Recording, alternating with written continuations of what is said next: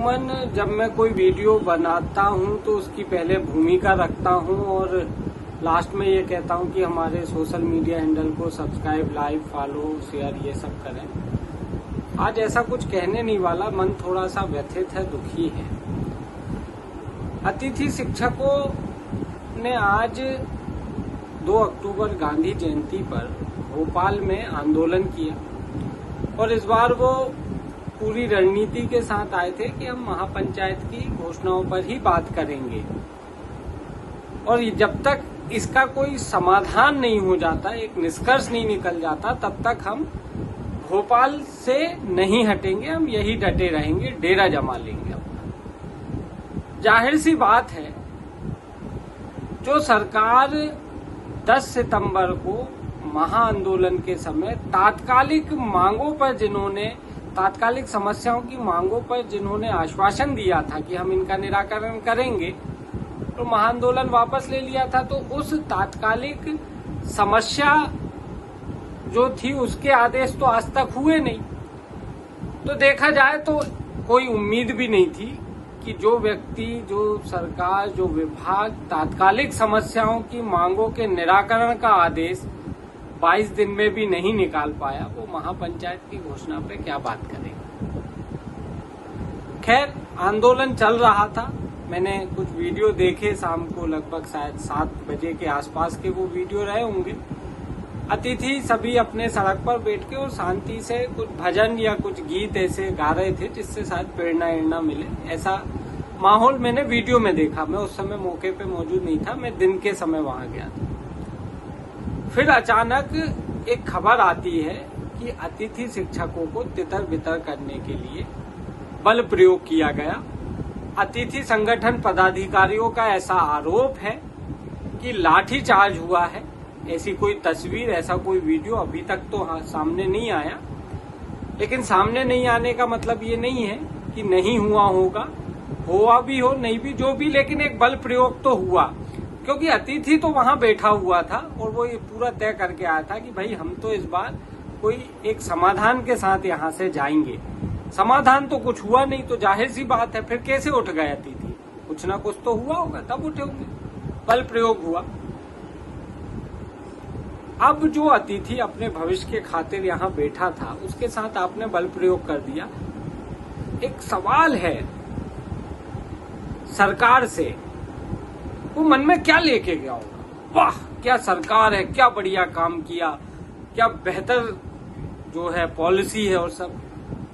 यार, अभी 3 साल बाद फिर चुनाव आएंगे। मुझे लगता है ये तरीके से भी बेहतर तरीके होते। मैं फिर कह रहा हूँ, नियमितीकरण करना इतना आसान नहीं है। आपको बहुत सारी चीजें देखनी है। जो दूसरे बच्चे हैं, जो योग्य हैं, जिनको एग्जाम देना है, वो भी आपसे आस लगाए बैठे। मानता हूं, अतिथि का ऐसा नहीं कर सकते आंख बंद करके आप नियमित कर दोगे। आप बात तो करते। आप 12 माह का वेतन जो दूसरे राज्यों में वो कर सकते थे। आप 62 वर्ष की सेवा काल पे बात करते। नीति बनाने की बात ये हो सकती थी कि भाई विचार करेंगे, काम चल रहा है, जल ड्राफ्ट है, अरे कुछ तो बोलते। आपकी जगह बोला पुलिस का बल, और वो ऐसा बोला कि आज अतिथि बहुत अच्छी छवि लेके गया है भोपाल से, बहुत अच्छी छवि। और ये इतनी अच्छी छवि है कि अब ठीक है, समय की बातें हैं। समय अभी किसी और का है, 3 साल बाद आएगा समय, तो जो भी है स्थिति, अभी उस पर बात करने का कोई वो है नहीं, क्योंकि उस पर अभी कुछ बात करने का मतलब नहीं है। वीडियो बनाने का एक उद्देश्य आज दूसरा था। ये तो मेरे मन की बात थी जो अभी तक मैंने शेयर करी। अतिथियों का आंदोलन चल रहा था, इसमें एक बड़ा अजीब वो रहा। मैं उस समय मेरे ऑफिस में था, वो मैंने देखा मीडिया में अचानक एक तस्वीर और एक वीडियो आता है। लाल कलर का एक बैनर जो है पुलिस द्वारा होर्डिंग पर टांग दिया जाता है, और वो बैनर ये रहता है कि बलवाइयों जो है आपका ये प्रदर्शन अवैध करार दिया है बिना परमिशन का, और आप तितर बितर हो जाइए, नहीं तो कारगार गोली चलाई जाएगी, ऐसा लिखा है। कारगार गोली, कारगार को आप ये मत समझिए, वो उसका अर्थ यही था कि गोली चला दी जाएगी। ये चेतावनी भरा फ्लैक्स वहां पर लगाया गया और मीडिया में इसके वो आए। कुछ ही देर बाद दूसरा आया कि जो गोली चला दी जाएगी उसको फोल्ड करके उसमें पिन कर दिया गया। बाकी लाइनें दिख रही थी कि जो है ये अवैध है आपका प्रदर्शन और आप तितर बितर हो जाइए, वो दिख रहा था। अब इसमें एक पक्ष ये हो सकता है कि ये कहा जा सकता है कि भाई हम तो होर्डिंग टांग ही रहे थे, इतने में मीडिया वालों ने खींच लिया और ये टूल बना दिया कि गोली चला दी जाएगी, हम उसको टांग के नीचे से स्टेपल ही कर रहे थे। सवाल इस बात का है, मैं बतौर पत्रकार कवरेज में जाता रहता हूं, प्रोटेस्ट जो होते हैं, सवाल इस बात का है कि ऐसे भोपाल में कितने प्रोटेस्ट होंगे जिसमें इस तरीके के फ्लैग्स को लगाने की नौबत आई होगी। सवाल ये भी है कि आखिर वहां ऐसा क्या हुआ जिसके कारण इस प्रकार का एक फ्लैक्स वहां लगाया गया। ये अतिथि शिक्षक थे। मैं मानता हूं कि बैरिगेटिंग, धक्का मुक्की ये हुआ होगा, निश्चित तौर पे हुआ होगा, लेकिन मैं वहां था नहीं।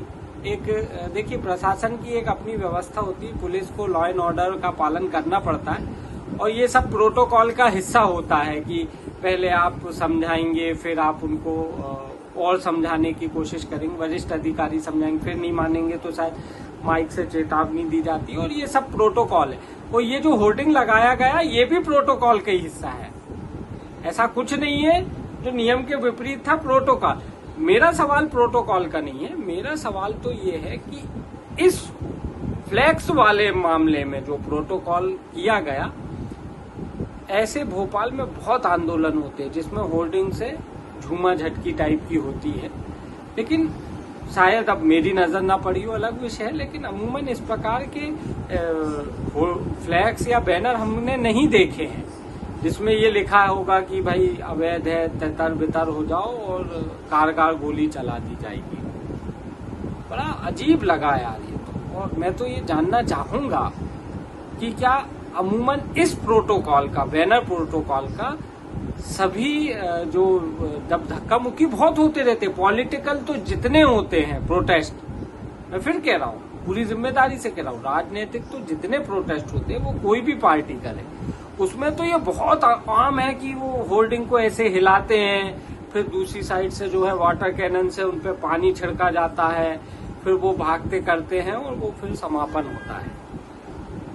यहाँ पे भी हुआ होगा। मैं फिर कह दूं, अतिथियों ने यदि कुछ एग्रेशन में कुछ किया है तो मैं उसका सपोर्ट नहीं करूंगा, लेकिन मैं फिर भी ये मानता हूं कि यदि थोड़ा बहुत हुआ भी होगा तो वहां सभी समझदार लोग थे, प्रशासनिक अधिकारी थे, बैठ के बात हो सकती थी। एक भय का वातावरण, और मैं खुद ही सरप्राइज हो गया। तो मैं तो उन अतिथि के जो परिवारजन है, मैं तो उनकी सोच रहूंगा कि उन तक मीडिया के माध्यम से जब ये पहुंचा होगा कि भाई गोली चलाने की चेतावनी, तो वो कितने खौफजदा हो गए होंगे, उनके मन में कितना खौफ होगा।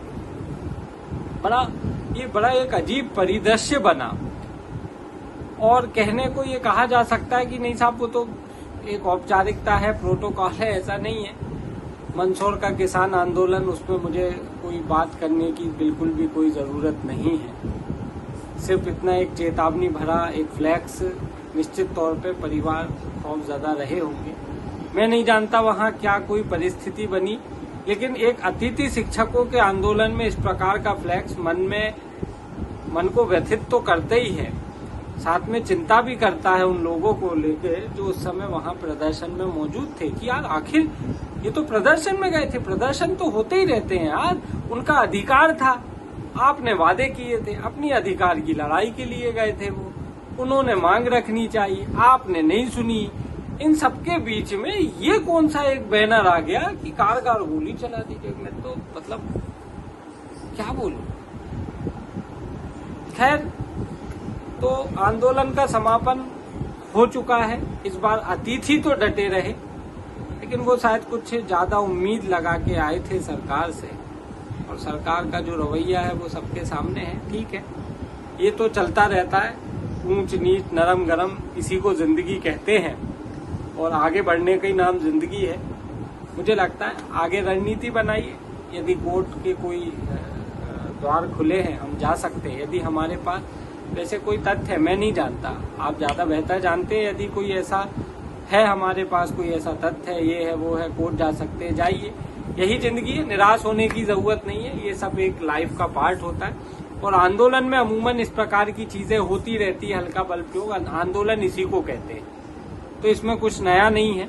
बस नया ये हो गया था कि एकदम से जो एक फ्लैक्स बैनर जो सर्कुलेट हुआ, गोली चला दी जाएगी, मतलब ये गजब था।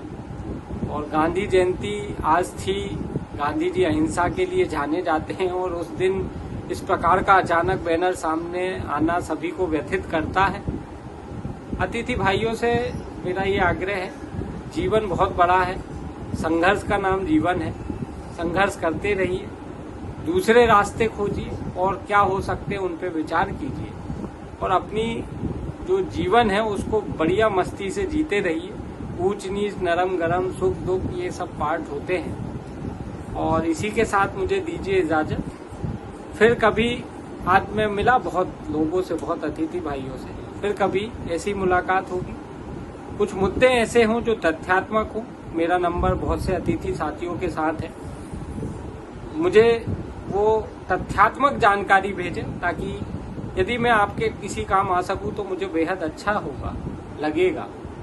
और इसी के साथ इजाजत दीजिए, जल्द मिलेंगे एक नए वीडियो के साथ। तब तक अपना ख्याल रखिए और मस्त रहिए। धन्यवाद।